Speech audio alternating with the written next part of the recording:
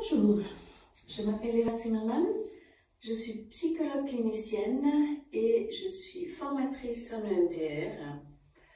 J'ai fait ma première formation au niveau 1 en 1999 et depuis je pense que j'ai fait des milliers de EMDR.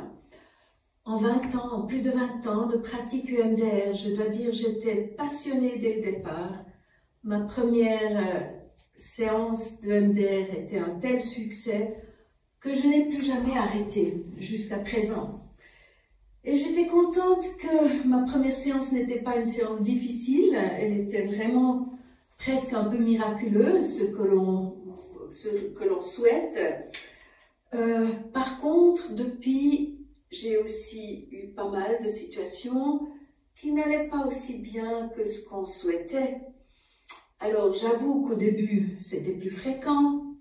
Bien sûr, j'avais moins d'habitude, j'avais moins de connaissances, j'avais moins d'expérience en EMDR. Et plus que j'applique le protocole standard, passé, présent, futur, avec les 8 phases, plus je commençais à me sentir à l'aise avec l'EMDR. Et plus j'étais fidèle au protocole et que je savais ce qu'il fallait faire dans le protocole, mieux ça allait. C'est d'ailleurs l'étude de Maxfield and Hyer qui disent que plus qu'on est fidèle au protocole, mieux sont les résultats de l'EMDR. Une méta-analyse de Maxfield and Hyer.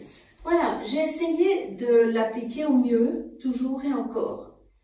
Par contre, je suis assise actuellement sur la chaise de ma dernière patiente qui vient de partir aujourd'hui et qui est une des patientes qui me pose problème, encore et toujours, après plus de 20 ans de pratique EMDR.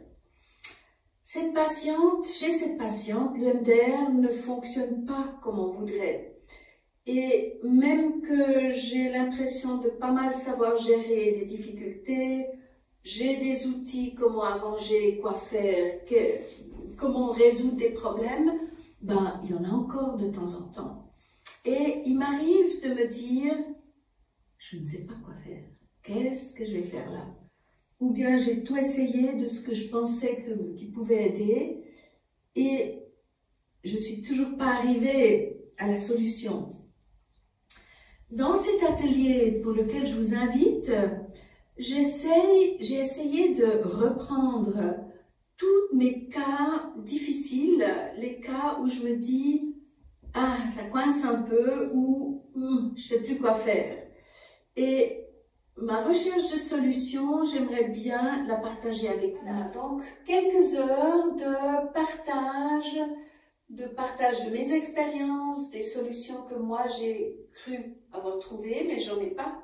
Je n'ai pas pour toutes les solutions, pour toutes les questions, toutes les problématiques, des solutions. Mais j'aimerais dans cet atelier parler avec vous des cas difficiles. Et je ne vais pas seulement parler des cas de dissociation qui en principe sont les cas les plus difficiles, on est d'accord. Il y a parfois aussi soit dans la conceptualisation de cas, on ne sait plus comment conceptualiser, on est en phase 1 de la thérapie EMDR. Parfois en phase 2, on ne sait plus comment continuer à stabiliser parce que la stabilisation ne fonctionne pas ou n'est pas aussi efficace qu'on voudrait bien. Tout particulièrement dans la phase 3, on a parfois des situations où ça bloque, où on a des patients compliqués ou difficiles. Comment faire quand on ne sait plus?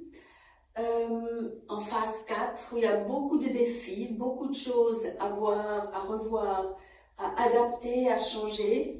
La même chose pour les phases 5, parfois la CP est difficile à être installée.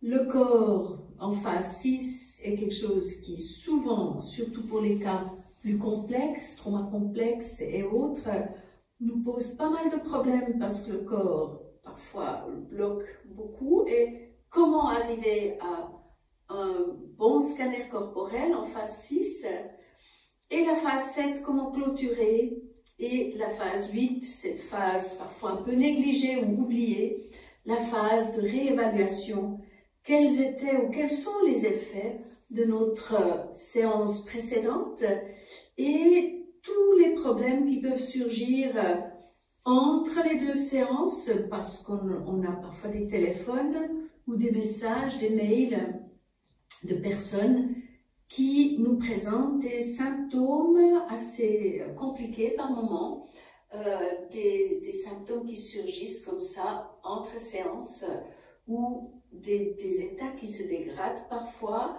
Comment faire quand ça se présente? Voilà, voilà le thème de mon atelier. Que faire quand on ne sait plus quoi faire? Comment franchir, comment dépasser les blocages, ou peut-être aussi, dans toute humilité, quand est-ce qu'il faudrait dire là, je ne sais plus comment faire, et peut-être qu'on s'arrête ou on se contente de ce qu'on a fait.